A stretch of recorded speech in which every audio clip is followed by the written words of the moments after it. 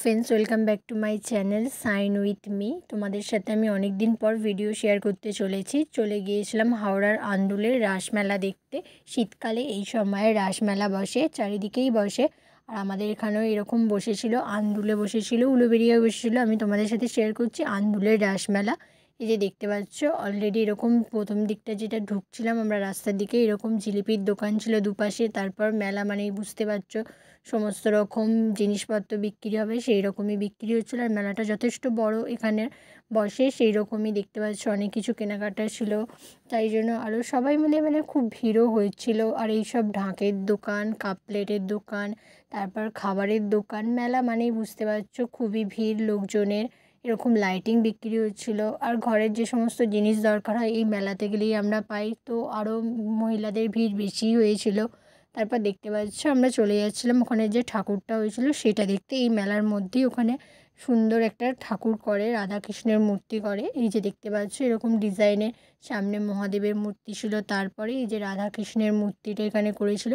রাসমেলার যেটা main theme, যার উদ্দেশ্যে এই রাসমেলা, সেটাই করেছিল রাধাকৃষ্ণের মূর্তি এবং তার সাথে তার সহযোগিনীরা আছে। দেখতেই পাচ্ছ তোমরা, রাসমেলা মানেই তার গোপিনীগুলি আছে আর রাধাকৃষ্ণ। তারপর সেখান থেকে বেরিয়ে আমরা আবার মেলা পাই। এই যে দেখতে পাচ্ছ মেলার মধ্যে বেলুন ফাটানো ছিল। বেলুনে দেখতে পাচ্ছ একদিকে প্রাইস ছিল, একদিকে প্রাইস ছিল না। আমার ভাই গিয়েছিল, সে ট্রাই করেছিল। এই যে দেখতে পাচ্ছ সে ট্রাই করেছিল কিন্তু কোনো প্রাইজ পায়নি, যেহেতু সে একটাও বেলুন ফাটাতে পারেনি। যাই হোক, তারপর সেখান থেকে বেরিয়ে আমরা চলে যাই কুণ্ডুবাড়ির দিকে। অ্যাকচুয়ালি আন্দুলের রাসমেলাটার যারা করে প্রত্যেক বছর এই কুণ্ডুবাড়ির ভিতরটা আমরা চলে গেছিলাম। এখানে অনেক মূর্তি বসানো ছিল, তোমাদের সেটা দেখাতে চলেছি। দেখতে পাচ্ছ অসম্ভব সুন্দর লাইটিং দিয়ে সাজিয়েছিল এই কুণ্ডুবাড়িটা। আর এখানটা অসম্ভব ভিড় হয়েছিল। আর এই যে দেখতে পাচ্ছ কুণ্ডুবাড়িটা, এটা পুরো কুণ্ডুবাড়িটা জুড়েই লাইটিংটা করা ছিল। আর অসম্ভব সুন্দর লাগছিল, যেহেতু জমিদার বাড়ি আগেকার দিনের আন্দুলে। তো এই যে এত সুন্দর লাইটিং দিয়ে সাজিয়েছিল কুণ্ডুবাড়িটা, যেটা প্রত্যেক বছর করে। আর এইরকম মূর্তিগুলো এখানে ছিল, সমস্ত রকম মূর্তি ছিল ঠাকুরের। তারপরে এই যে দেখতে পাচ্ছ এখানে একটা রাধাকৃষ্ণের মূর্তি ছিল। তারপর এখানে রাধাকৃষ্ণের দোলযাত্রা ছিল। এই রকম নানা রকম, এখানে রাম ভক্ত হনুমানের একটা থিম করেছিল। এরকম সমস্ত জায়গা জুড়ে এরকম মূর্তি বসানো ছিল। এটা ছিল কালী রূপে শ্রীকৃষ্ণ।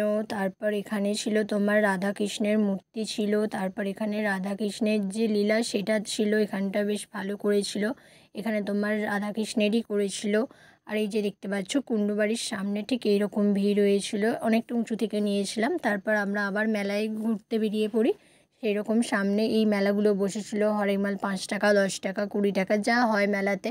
তারপরে এইরকম নাগরদোলা, বাচ্চাদের দোলাগুলো সমস্ত রকম বসেছিল, যেগুলো মেলা মানেই আমরা দেখতে পাই। আর যার যা ইচ্ছা হচ্ছিলো সেরকম কিনছিল। মেলা মানেই অনেক পয়সা নিয়ে যেতে হবে, অনেক টাকা পয়সা নিয়ে কিনতে হবে। আবার কেউ কেউ না কিনলেও এমনিই ঘুরে আসতে পারে, শুধু সেটা তার ব্যক্তিগত ব্যাপার। যাই হোক, আর এই যে দেখতে পাচ্ছ এখানে সমস্ত বাচ্চাদের ছিল, চিলড্রেন পার্ক ছিল, দোলনাগুলো ছিল। তারপর আবার এরকম মেলা ছিল, অসম্ভব সুন্দর বড় মেলা বসেছে, জায়গা জুড়েই পুরোটাই মেলা বসেছে। আর এরকম সমস্ত কিছু দোকান এখানে তোমরা পাবে, যা যা খুঁজবে অবশ্যই পাবে।